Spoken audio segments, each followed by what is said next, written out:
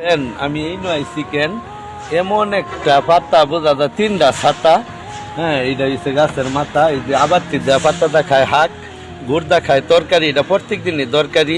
জাগর শরীর নরম একবারে হয়ে যায়, গরম কইতে তো লাগে না সরম।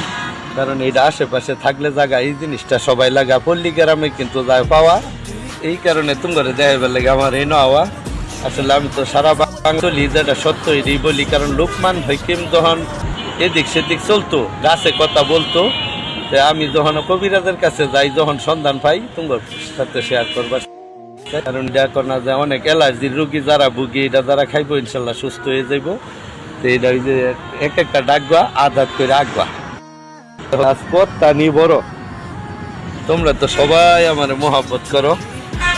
আসলে আমি তোমাদের সাথে চলবো, সন্ধান পাইলে সবকিছু বলবো। সকলকে ধন্যবাদ। আসসালামু আলাইকুম।